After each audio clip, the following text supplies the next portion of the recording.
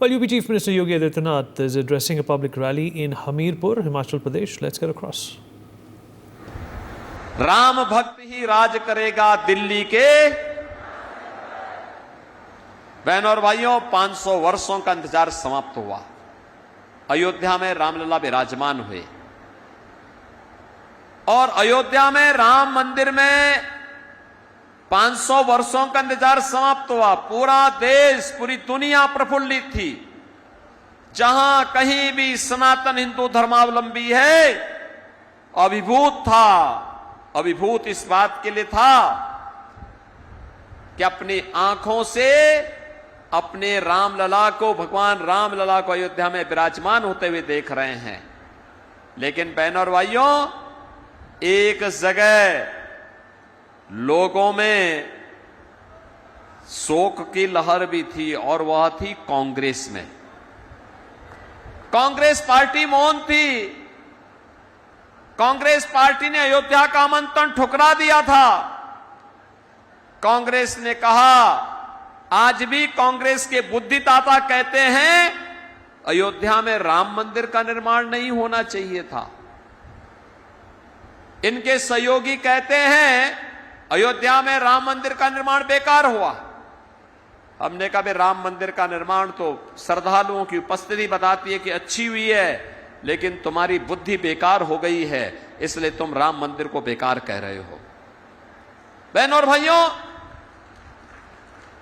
हम एक नए भारत का दर्शन कर रहे हैं। मोदी जी के नेतृत्व में एक नया भारत। दुनिया के अंदर सम्मान बढ़ा है। आज दुनिया के अंदर कहीं संकट आता है तो दुनिया भारत की ओर देखती है और मोदी जी की ओर देखती है। देश की सीमाएं सुरक्षित हुई हैं। पहले घुसपैठ होती थी, अब घुसपैठ रुक गई, समाप्त।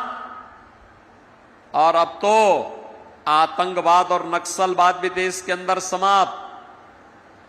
आतंकवाद और नक्सलवाद समाप्त। अब तो कहीं आतिशबाजी करते हुए पटाखा जोर से फट जाए तो पाकिस्तान सफाई देता है, कहता साहब मेरा हाथ नहीं है। उसे मालूम है ये नया हिंदुस्तान है। ये हिंदुस्तान छेड़ता नहीं है, लेकिन अगर कोई छेड़ता है तो उसको छोड़ता भी नहीं है। एक सुरक्षित हिंदुस्तान, आतंकवाद और नक्सलवाद को समाप्त करने वाला हिंदुस्तान और विकास के बड़े बड़े कार्यों के बारे में यहां अनुराग जी ने बताया। हिमाचल प्रदेश के बारे में, पूरे देश के अंदर अगर आप जाएंगे, 2 लेन, 4 लेन, 6 लेन, 12 लेन के हाईवे, रेल में वंदे भारत, अमृत भारत, नमो भारत की ट्रेन, मेट्रो की सुविधा, रोपवे की सुविधा, एम्स। मैं धन्यवाद दूंगा और अभिनंदन करूंगा अनुराग जी का और नड्डा जी का, आदरणीय प्रधानमंत्री जी का, जिन्होंने हिमाचल प्रदेश में भी एम्स की स्थापना कर दी है। प्रधानमंत्री जी स्वयं पधारे थे। बहनों और भाइयों, आज IIIT भी अनुराग जी यहां लेके आ गए। IIT, IIM, IIIT, NIT, world class university और सेंट्रल यूनिवर्सिटी भी आपके यहां बन चुकी है। बहनों और भाइयों, कैसे विकास होना चाहिए और कैसे विरासत का सम्मान होना चाहिए, मॉडल देखना हो तो अनुराग जी ने भी यहां बनाया और देश के अंदर भी ये मॉडल आज आपको देखने को मिल रहा है। और हम लोग तो यूपी में कहते हैं अयोध्या में रामलला का मंदिर बन गया है, काशी में काशी विश्वनाथ धाम बन गया है, अयोध्या और काशी का काम संपन्न। अब हम लोग मथुरा की तरफ भी तेजी के साथ बढ़ रहे हैं। बहनों और भाइयों, आज तो मैं आया हूं आपके पास मोदी जी के नेतृत्व में। आप देखते होंगे सरकार सम्मान भी कर रही है, सम्मान भी दे रही है, सुरक्षा भी दे रही है, विकास भी करा रही है, गरीब कल्याणकारी योजनाओं का लाभ भी दे रही है, विरासत भी है, विकास भी है। लेकिन इस चुनाव में कांग्रेस के नेतृत्व में इंडी गठबंधन भी है। ये भानुमति का पिटारा है। जितने दल हैं उतने ही खेमे हैं। कांग्रेस के साथ जितने सहयोगी हैं, आम आदमी पार्टी पंजाब में सरकार चला रही है, लेकिन कांग्रेस और आम आदमी पार्टी दोनों अलग अलग लड़ रही हैं। टीएमसी इंडी गठबंधन का हिस्सा है, लेकिन बंगाल में कांग्रेस और टीएमसी एक दूसरे के खिलाफ लड़ रहे हैं। बहनों और भाइयों, हर राज्य में इनके यही हाल है। एक केवल इनका मुखौटा है गठबंधन। सच्चाई तो इनकी ये है, जब ये स्वयं एक नहीं हो सकते हैं तो देश को क्या ये एकजुट कर पाएंगे। बहनों और भाइयों, इनका घोषणा पत्र तो अगर आप देखेंगे आपको लगेगा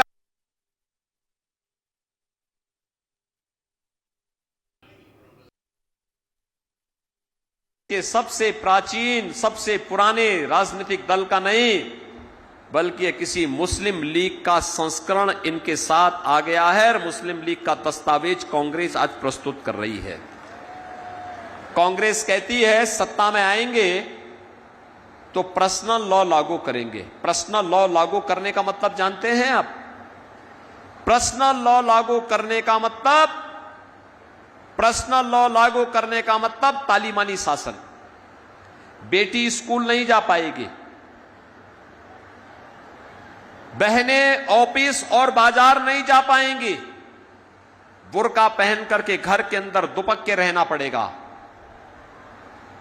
कांग्रेस के मित्रों को मैं सलाह देना चाहता हूं और उनको इस बात के लिए भी उनको चेतावनी भी देना चाहता हूं। भारत बाबा साहब भीमराव अंबेडकर के द्वारा बनाए गए संविधान से चलेगा। भारत किसी शरिया कानून से और किसी पर्सनल कानून से भारत नहीं चलेगा। यह भारतीय जनता पार्टी की घोषणा है। कांग्रेस कहती है सत्ता में आएंगे तो अनुसूचित जाति, जनजाति और पिछड़ी जाति के आरक्षण का अधिकार मुसलमानों को बांटेंगे। इन्होंने किया,